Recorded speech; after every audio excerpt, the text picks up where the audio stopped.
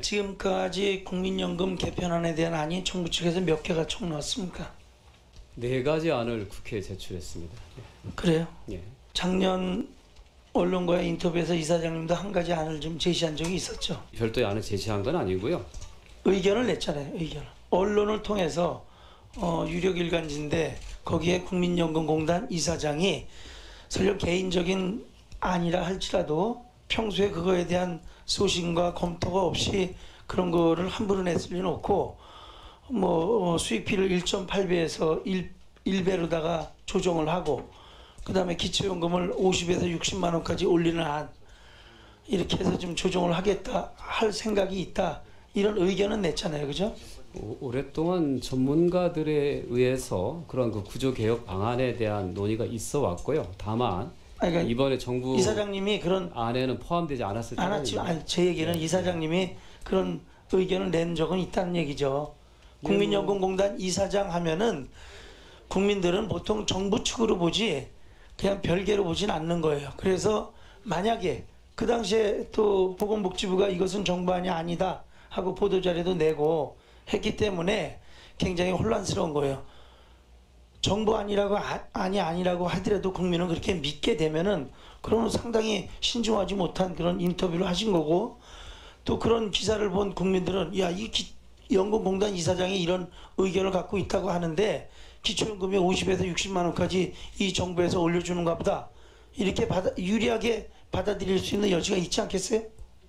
오히려 저희도 정부 산하기관이니까 정부의 구성원이라 볼 수도 있지만 연금 제도에 대한 다양한 사회적 이사장님 그 견해들을 좀 짧게 답변하시자고요. 예. 국민들로 하여금 그런 오해가 있을 수 있겠어요, 없겠어요? 다양한 의견들 제시하는 건 저는 오히려 논의를 촉진시키는 도움이 된다고 생각합니다. 책임자 입장에서는 그렇다면 이건 정치적인 발언, 허풍 이렇게밖에 제가 평가할 수 없는 거예요. 아까는 정부가 시키는 대로만 또 한다고 또 뭐라고 비판하시는 의원님도 계시지 않습니까? 저희는 저희 판단 질문은 답변에만 얘기를 하세요. 답변에만. 자꾸 빙빙 돌리시지 말고. 네, 알겠습니다. 네. 공단 이사장이 그렇게 말씀하셨으면 국민들은 그렇게 이사장이 하나보다 이렇게 믿을 수 있는 그런 의외의 소지가 있다. 그래서 그게 구체적으로 추진해야 될 안이 아니라고 생각하면은 앞으로 그런 경솔하게 그런 인터뷰 하시지 말라. 이런 걸 국정감사에서 제가 지적을 하는 거예요. 근데 의원들 질문에 대해서 이거 비교하고 막 이런 답변 태도는 바람직하지 않습니다. 정식 인터뷰는 아니었고요. 질문에 대한 답으로 중앙일보예요. 중앙일보. 이런 안도 있다라고 소개한 겁니다. 예. 그런데 거기에다가 기초연금 50만 원, 60만 원 그 일반 회계에서 감당할 수 있는 재정이라고 생각하세요? 지금 얼마 줍니까? 현재는 20에서 25만 원 정도입니다. 50에서 60이면 얼마가 재정이 소요가 돼요?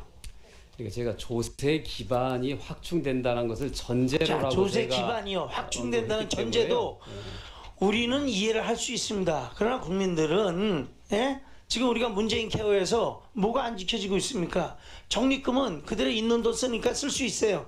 그 다음에 보험료율 그냥 밀어붙이면 올릴 수 있는 겁니다. 국민 부담이니까. 그러나 정부 부담 10조 이것은 4년에 걸쳐서 단계적으로 쓰겠다고 그랬는데 첫 해부터 기획재정부에서 예산 확보를 못했어요.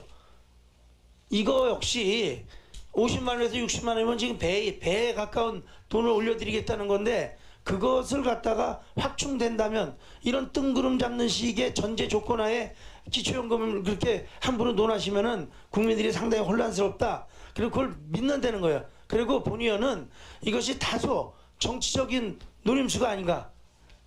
이렇게 오해받을 수 있으니까 앞으로는 그런 걸 좀 삼가해 주시기 바라고. 정부안이 4개가 아니에요. 이사장안은 제가 빼겠습니다. 그걸 안으로 볼 수가 없으니까 언론 인터뷰니까. 그러나 정부에서 4개 안을 냈지 않습니까? 작년에. 국회에 호된 질책을 받았어요. 그랬더니 그때 피해 나간 게 경산의회에서 또 이걸 받아갖고 다시 단일화는 제출할 테니 그때 제출되면 국회가 논해 주십시오. 얘기를 했어요. 경산의원도 하다 결국은 플러스 하나 해갖고 안을 더 냈어요. 경산의원이. 그리고 또 그 전에 정부안 나오기 전에 제도발전위에서 가안 나안해서 2개 안을 냈지 않습니까? 이 정부는 제도발전위에는 뭐고 복지부안은 뭐고 경사노위안은 뭐고 다 결국은 문재인 대통령의 책임하에 국정 철학을 담은 국민연금 개편안은 이 기관들이 다 정부안으로 볼 수 있는 거예요. 도합 7개입니다. 이사장님 그 인터뷰한 거 빼고도 이렇게 돼 있는 판에 정부는 정부로서의 책임이 있고 국회는 국회로서의 책임이 있다 이런 말씀을 하셨는데 모든 일에 모든 의사결정에는 절차가 있는 거예요. 그러면 그 절차에 맞게끔 책임이 있지 않습니까? 우선 당장은 정부가 그동안 충분히 전문가 집단 또 국민들 사회적 합의기구 이런 걸 통해서 논의했어요. 그리고 단일안이 안 나왔어요. 그러면 정부는 이것을 위기의식을 느끼고 정부안을 최대한 빨리 만들어서 그 단일안을 국회에 제출하는 데까지는 정부의 책임이에요. 이게 시행이 돼줘야지만이 국회로 넘어왔을 때 국회가 질질 끌고 정치 일정 또 당리당략 이걸로 인해서 못하면은 그때부터는 국회 책임이고 그 비판은 국회가 받아야 되는 거예요. 근데 정부안이 오지도 않았는데 오지도 않은 안을 갖고 국회 보고 안 한다. 국회는 국회로서의 역할이 있는데 국회도 안 한다고 국회로 책임을 떠넘겨요? 난 듣다 아까 동료 의원 질문에 대한 답변을 하는 과정에서 이걸 듣고 내 질의를 갖다 지금 바꾼 겁니다. 이사장께서 그런 인식을 갖고 있다면 안 돼요. 그리고 아까 향후 뭐 개인적인 문제이기 때문에 저는 그런 질의 안 하려고 그랬습니다만은 총선 일정이 지금 6, 7개월 남았지 않습니까? 그래갖고 선거법 위반에 대한 사전선거운동에 대한 의혹도 심하게 받고 있어요. 정부안이 언제까지 나와야 된다는 의견을 좀 내주세요. 분명히 말씀드리지만 지난 국정감사 때 보건복지부 장관은 지금으로서는 정부 단일안을 도출하기에는 어려움이 있다. 불가능하다. 이런 답변을 제 질문에 얘기를 했단 말이에요. 이사장께서는 단일안이 나올 수 있는지 없는지 이걸 말씀해 주시고 그 시기는 언제인지 이걸 한번 뭐 결정권을 갖고 있는 분은 아니지만 이사장으로서 그런 의견을 좀 내주십시오. 예, 말씀드리겠습니다. 저희가 여러 나라의 연금 제도 개혁의 경험들 쭉 한번 살펴봤습니다. 정부와 국회 역할이 어떻게 이루어지는가. 그러니까 정부의 역할은 다양한 이해관계자 또 전문가들의 의견을 수렴해서 일정한 정도의 안, 그거는 딱 부러지는 단일안은 아닙니다. 그 안을 만들고 최종적으로 국회가 결정하는 구조를 다 거쳐갑니다. 예, 스웨덴이든 독일이든 영국이든 정부안이 나와야 되는 거 언제까지 하겠느냐 이건 물어보는 거예요. 정부는 재정 추계 과정에 전문가들 의견을 들은 안을 바탕으로 저희 국민연금이 주도가 돼서 16개 도시를 순회하면서 국민들의 광범위한 의견을 수렴한 끝에 작년 말에 종합운영 계획안을 국회에 제출했고요.